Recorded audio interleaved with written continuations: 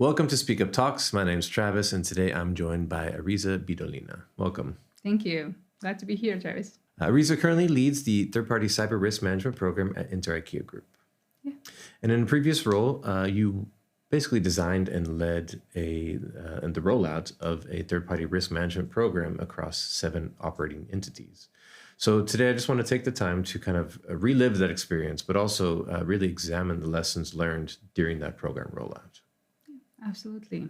So my previous employer, the company that I worked for, was a large telecommunication company, group of companies that was operating in developing countries in, I would say, high risk, probably markets such as Kazakhstan, Uzbekistan, Bangladesh, Pakistan, Ukraine. Yeah. Yeah. So, and since telecommunication is very critical infrastructure, there was a need for more digitalization, there was a need to go more leaner, and there was a need to improve and upscale the compliance program there. Obviously, a large organization probably had a lot already in place. So what was the reason why it was necessary to overhaul the existing program? And basically, what led to this decision? One thing that is very important to understand, the markets that we were operating in, these are considered to be high-risk countries. And initially, compliance program, especially third-party risk management there, required very meticulous supervision, hand-holding, and the controls need to be implemented everywhere. At that time, the third-party risk management program that we had was based on the relationship-based due diligence. So every contract that we had with every vendor had to be screened, assessed for the risks associated, given the corruption risks that are high there, then conflict of interest that are very high there. So it was a need over there to have relationship-based screening. But over time, since the program grew, the maturity level of the program grew, and the maturity level of the organizations grew, and the culture changed in those organizations that we were leading there, we saw the need to move from relationship-based screening to partner-based screening, to supplier-based screening, or what they call vendor-based screening. That was one of the main reasons. The other reason that we had is there was a need to move towards digital. That was a, let's say, company-wide, group-wide goal that we had.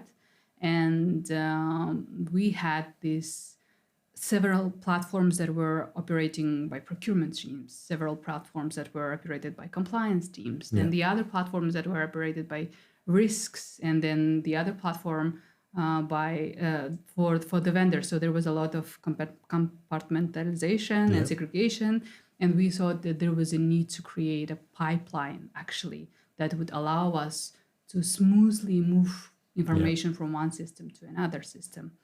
And the consequent, one of the additional reasons that we also had is that we listened to the pain points of our clients, internal clients. These are business owners, the initiators, the contract managers, is that they had to always input the information twice, once into the procurement platform and then the other to the due diligence platform. And sometimes they would upload something there, but not there, or vice versa. And then it would create a double work. And we wanted to make sure that we would be able to save those resources. And then we would have all this pipeline that would allow us actually see at what stage of the sourcing each vendor or supplier was, that would provide us more transparency, overview over the process. And then that would allow us also to see how much of a time we are actually spending on each stage of the sourcing process, and then how much of a time we're actually spending on the due diligence or providing the recommendations or doing the risk assessment for the vendors, or the ongoing reassessments and continuous monitoring as well. Okay, well, I mean, it sounds like you saw a golden opportunity now to kind of really make the program, the process more efficient, and made the decision that change was needed. Yes, we saw that opportunity I think a year before we actually started doing that, because we spent a lot of time taking to our internal stakeholders. And we felt the need as a compliance officers at the time. We also spending a lot of time doing the same work. Yeah. Like repetitively, the same vendor, but for the different contracts, we would do the screening, we would do the assessment, we would do the due diligence. And we were like, okay, why we are spending so much time on one vendor, checking every contract, when we could actually do the assessment on the partner and spend more time on the analysis, on the assessment, and actually identify the risks associated with the vendor for the whole organization rather than on one particular contract. Okay, well, let's go a bit further into kind of the timeline of events of how you not only designed the program, but also then launched it and managed that rollout. Yes, as I mentioned, I think we started thinking about moving to new platform, to new approach roughly a year before. We gathered up a working group of compliance professionals from those 7 operating companies that we had. And these were the actual compliance experts who would be hands-on doing the due diligence every day as a part of the day-to-day operations. Along with that, we've gathered input and combined work with procurement department because they were also one of our key stakeholders at the time. Also, I think it's very important that we've incorporated insights, recommendations, and actually had members within our working group, guys from IT, cybersecurity, information security, because we knew that we wanted to do the integration with our existing ERP platform. So there would be one pipeline of information. And we had to have those guys who have the technical knowledge. Indeed. Yes, as far as compliance professionals, they are multitasking, multifaceted people. We still needed to have those people who have this technical knowledge. And of course, we had the people who would be doing the actual integration with our ERP system. These are the different set of people. Oh, yeah. And then given that this was 7 operating companies, there was 7 groups of people that we had to organize. Yes. But being able to combine all of these great minds together into one working group allowed us to have this meticulously written technical requirements for the new solution that we wanted to have. And we started looking into the market, what are the platforms that are available there. And we had, I think, sourcing for 6 months. We started with 9 vendors. Okay. We had 9 demos. Then we, I think, narrowed down to 4 that were actually meeting the requirements. Then we had narrowed down to 2, the final ones. And when we decided to, okay, now it's a make a decision time, we've gathered again all of those stakeholders, especially the compliance community who would be actually doing the due diligence from all of those 7 operating companies. And we had extensive sets of demos once again, because it was really important for us to understand what we're actually getting. And it was really important for us to make sure that the people who would be actually using the platform, they're happy with the choice that you're going to make. User interface friendliness, yes, it was one of the crucial moments for us, because we used to have, in my previous experience, a platform that was just cascaded down from, let's say, headquarters. And people who would be actually working with those screenings and assessments, they were not part of decision making. And once they start using the platform, they realized that it's actually not user friendly, because you had to navigate so many tabs in order to be able to find one button that you wanted to have. One action. And we made a decision based on the majority vote, so that people would actually feel that this is the decision that they've made. That's good. And they would not be like blaming afterwards, saying like, oh, this is a headquarters that made the choice and not us who are actually working with the platforms. But that was very important for us to make sure that the people, the employees, the compliance officers, they would be part of decision making, because that would allow us to later on involve them more during the implementation phase, during the testing phase, and during the integration phase. So I think obviously that's quite a large undertaking, rolling out such a complicated program touching many very highly regulated in a lot of ways, touch points within the company. Absolutely, yeah. And let alone across different countries and operating entities with also their own regulations. Yes, So yes. huge project, but I think there's definitely something within kind of the story that I think a lot of our listeners would resonate with, whether they are currently managing various compliance programs or also launching their own. So I wanted to maybe take some time to kind of, if you could think back through your experience and maybe pull out what would be the most important lessons learned from you.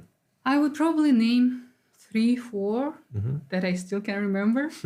One thing that I would definitely say is that project management is really important. Luckily, we had an absolutely amazing project manager with us. She was incredibly meticulous at everything.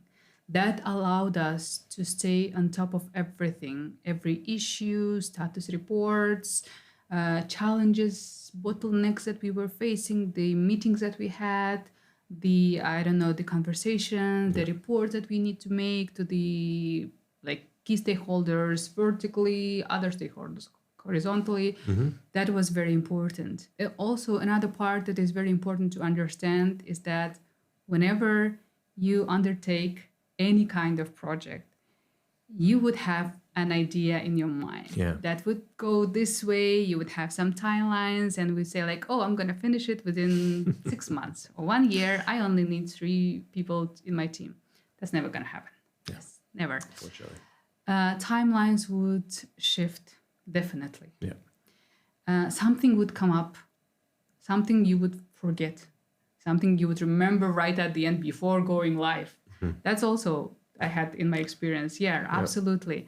But it is important to have this constant communication. Yeah. And moving to communication, I think it's a really another lesson learned that I would highlight is that learn to speak the same language. Yeah. And I'm not talking about only the same language that you have with the teams across the globe. That would be also very great plus. But also speak the same language with the solution provider that you're gonna select and have at the moment. Because what I assumed is that, we are working in the same industry. Yeah. When I say, for example, workflow, they would understand the same word workflow, yes? Or when I say controls, they would understand the controls because we are all in the GRC industry and compliance industry, IML, sanctions, more or less the same concepts. But in reality, it turned out to be that it is very important to learn to speak the same terminology with the vendor. That would allow to speed up the process extremely. And then at any time, once you start the implementation phase, I think it's very important to spend a little bit more time to aligning on this terminology, because when I say third party, for example, you would understand as a vendor, or the other company would say supplier, or the other party say business partner. Yeah, so it's very different. Yeah. And when I say assessment, they would assume it's kind of, some Excel work, but the others would assume it's a very deep dive verification. So, or like a audit type of thing. So it is very important to spend some time learning the language. Yeah. That's one part. And then the other part is learn to speak the technical language. Yeah, that's a very important thing, because I was always on a very polite communication with guys from cybersecurity, IT, and other tech environment. But when it came to the implementation phase, I was forced to learn the language of those people who are actually architecture integrators, integration architects. And the first thing that I was forced to learn is to speak their language again, because they are highly technical people, and it is in your benefit to be able to deliver those requirements and speak their language once they understand the requirements, they would do everything very quickly, and the implementation would go faster, and the controls or the steps, the mapping would be really fast. But this is very important to do, the communication, learn to speak the language, whether within the vendor and the company or within the technical teams and the compliance team. I mean, I think it's funny how often in just life and professional life, people not being on the same page in terms of terminology and just what you're talking about. So I think very much a lesson learned, not just for compliance people listening, but everyone really, before you have a really in-depth conversation talking about needs and providing solutions to those needs, it's really important to just understand, are we on the same page? Are we talking about the same thing? So definitely. Any other insights you can provide? The other thing is that everybody says stakeholder management is really important. Of course, yes. And I want to say that not only vertical stakeholder management is important, because whenever we say stakeholder management, they would say like, oh, it's upwards only about like CEOs, CTOs, or like CFOs, or like chief compliance officers. The people who make the decision have the authority. But in reality, it's also very important to have a really good relationship and use the storytelling and explain why it is important and what kind of values the project that you're running or the platform that you're implementing would bring to the company, to those stakeholders that are on the same level as you. That because these are the people who are actually doing the job. These are the people who would be using that platform, solution, process. And it is very important to get their buy-in. Definitely. Yeah, because otherwise you would face a situation when there would be a lot of skepticism and they would not prioritize your request, and then actions get delayed. There would be like a little bit of conflicts, and you would spend a lot of time on that. So it is actually much more important to, once you have the higher ups buy-in, once the budget has been approved, to put more efforts and focus on building those horizontal relationships, because these are the people who are actually doing the job. I think a lot of people also forget that getting that buy-in from your horizontal stakeholders is also important for after the implementation, because if you roll out, you spend all the time and money rolling out a program only for adoption to become low, and nobody actually using it, that's so much wasted effort and resources. Yeah, absolutely. Yes. And it is very important because these are the people who would have more insight during the implementation. They know the process inside and out, and they know what are the pain points that the company or the employees with the company are experiencing. And they might be also a source of inspiration or ideas, how to improve the process, or how to make the integration more seamless, or how to make the implementation of the new tool or solution more approachable. And that would also give you a lot of insights for the training and awareness campaigns that you would be definitely running along with those new platform adoption in the company. Yeah, definitely. And I think, part of that is also, trusting these individual teams, right? Yeah. So I think, when we originally earlier discussed this topic and in preparation for the podcast, you also mentioned how important it is to really just empower those local teams. Can you tell me a bit more there? Yeah, absolutely. One thing that I'm really proud about this project is not only that the money that we saved, for the company, or that we upscaled our due diligence platform or changed the way that we work, but also I've seen how much the team that I was working with, my working group, the compliance experts, specialists, grew over time, and how much they transformed into the leaders themselves. And I think it's very important, especially in such complex projects like this one, because initially I thought I would be running only one project with 7 components, but in reality it turned out to be 7 simultaneous projects that I had to run with 7 different teams, 7 regulations, 7 entities, 7 countries, 7 cybersecurity, data privacy, compliance, workflow requirements, integration requirements. And none of this would be possible if you do not have strong team in place, local one. Yes, and it is very important to empower those people as well. Because one thing I think it's very important to understand, these are the actual people who are doing the operations They are hands-on into the process. And the people at headquarters, they might have been in the operations previously, but they've stepped out. They're looking from above. They're seeing the helicopter view. They see like overarching processes and everything. That's good. But sometimes they forget what are the actual obstacles that they face. People doing the actual due diligence and conducting the business partners, the suppliers, having those back and forth conversations, and then empowering those people to be the spokesperson, spokespeople. Being the leaders is also very important, because these are the actual people who would continue using the platform, who would be the flagmans, who would do the training, who would provide the explanation, who would do further stakeholder management.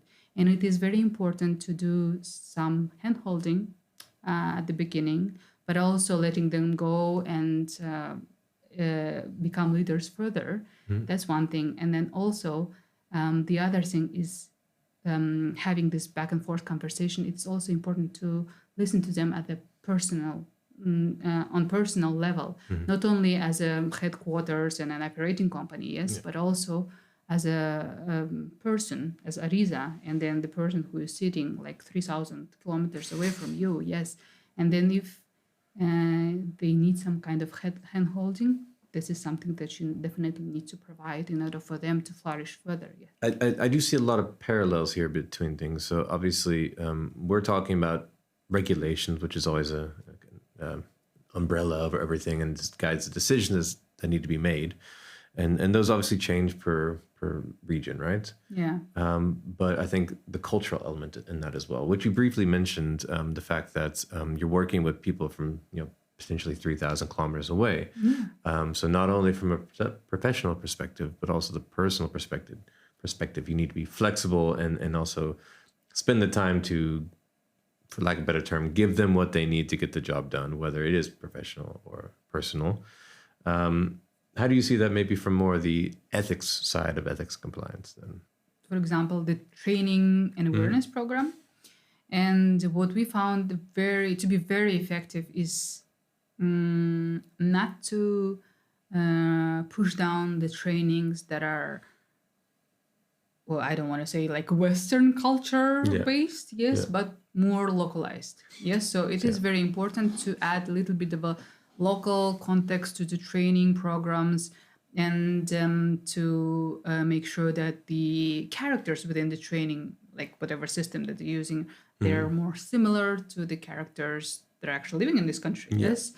Or get the examples of, I don't know, conflict of interest from that specific company or from that specific region that would be relatable to them. That would be also, that was also a great part within our training and awareness program that we did on third-party risk management, because we had to adapt whatever we were saying on compliance, on selecting the vendor, on being transparent, on bribery and corruption controls, on anti-money laundering controls, or when we had to explain the sanctions, for example, to those countries who are have not ever encountered that before.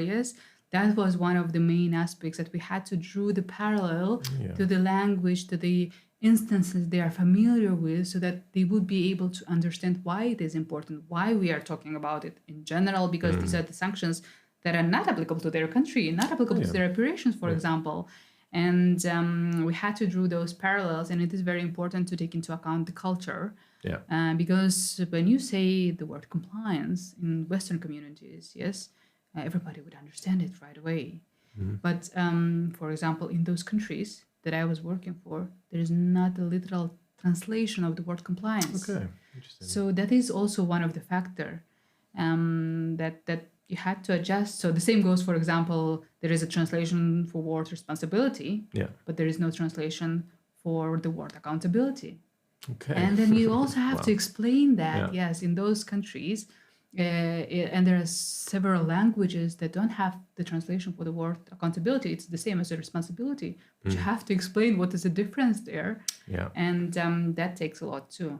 Going back to what you mentioned, obviously, it's about being flexible. Not only are you working in a professional manner, but you also have to take into consideration the personal aspects of of what you're doing and who you're working with.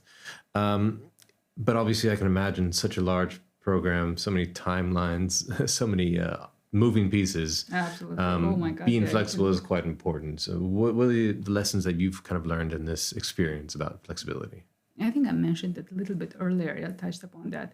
Is that whatever you had in mind at the beginning is never going to be something that you get at the end. And I think it's something that you need to sit with, especially if you're like result-driven, result-oriented, a person who sees the goal, it doesn't see the obstacles. Yes. It is very important to sit for a moment with the idea that, okay, you had this beautiful picture in your mind. You had to have this unicorn that you're going to be perfect in all the ways. You just need to accept it's not going to be that. Yes. In Good some advice. absolutely. Given that the scope of the project, in some cases, in one of the companies, we had this 90% implementation, almost perfect. That was absolutely incredible. In the other companies, we had 80% perfect, more or less. And then the other company only had 60%, almost perfect. Yes. So this is something that you also need to learn to sit with and be grateful for that, because it is never going to be the same as it used to be. It's never going to be almost perfect as you want it to be. Yeah. But whatever result that you have achieved is also a result to be proud of. Sure. And that's, I think, very important, especially in the current world when you want to show off only a great result and you're like, all your bonuses are on this performance based. It is very important to sit with it, understand it, and be grateful for that. Because, yeah, that's a project. So many moving pieces, so many different aspects. And of course, this is, if you say it's a technical project, but the technical project is still performed and completed by the people, and there are different people that you have to get accustomed, have conversation, build a relationship. And in some cases, it's instant click, and in some cases, it requires a lot of massaging and back and forth communication. Yes. Yeah. And it's just something that you would have to accept. Yeah, I think. Aim for perfection, but be okay with good enough. Well, more than good enough, I'd say. But yeah, absolutely. And one thing that I learned within this, like being flexible, I think my advice would be if you feel the need for the changes, do them during the implementation phase. Yeah. That's also very important. Because at the implementation phase, you can have this conversation with the implementation team, the technical team, the integration team, and then you can just adjust something. And it would prolong for 2 weeks, but at least it would be done. Because if you postpone it after the implementation, that would be separate contract. That would be, renegotiation. Again, it would be, that do we need it? But we already agreed on that. Okay, so it's going to be like more costly for the company in the long run. So if you feel the need, don't be like frigid. I think that's the idea of being flexible as well. Yes. Of course, yeah. Yeah. So clearly a lot of lessons learned from something that is quite a big program, 7 entities involving many different stakeholders from many different disciplines. And I think there is at various levels of how our listeners would be managing their own programs or planning to launch new programs, a lot of things that they can take away from this. But I am curious to hear what your takeaway is, in the sense that obviously you've done this, you've learned a lot, I can imagine. But if you were to do a similar program again, what is the one thing that you would change? One thing you do differently? I would allocate more time for the implementation. Okay. Yes. Whatever vendor, it can be done quite fast. It depends on the company, on the internal policies and processes, but selecting vendor can be pretty fast. If, for example, you've done your homework, you've done the market research, and you've talked to multiple vendors before that. But having agreed on the implementation deadlines and have it more extended, that would be my go-to advice, definitely, because something anyway would come up. Some requirements would definitely change. Yes. Stakeholders would change, people doing the project would change, participating. So just to allocate, because something you would definitely forget. You would say like, oh, I've compiled a great team. I have all the requirements in place. This is how I envision the workflow to go. But your company is also moving. Your company is also changing, and the processes and the platforms and the solution in the company is also changing. And while you think that, oh, I'm going to do that integration, I'm going to implement this platform, and I have this integration at this moment of the workflow, yes, the function, let's say procurement, running that platform, they're also changing. Yeah. They're also doing modification. They're also adjusting, doing some tweaks and twitches, and you need to be able to adjust to those changes as well. So that's why I would advise to probably put a little bit more timelines for the implementation, because even though once you have done testings, everything is right, when you do it actually in the production environment, something would definitely come up. That's for sure, 100%. Yeah, even though you have perfect copy of test environment to production environment, something would come up that you have not thought of before, and you would need to adjust it. Definitely. Right. Well, I think there's a lot of food for thought for our listeners. So I really appreciate you coming onto the program, onto the show, and sharing your insights. Thank you very much. Yeah, I'm glad to be here. Thanks for inviting me. Yeah, absolutely pleasure to have this conversation with you. I enjoyed it very much. Thank you.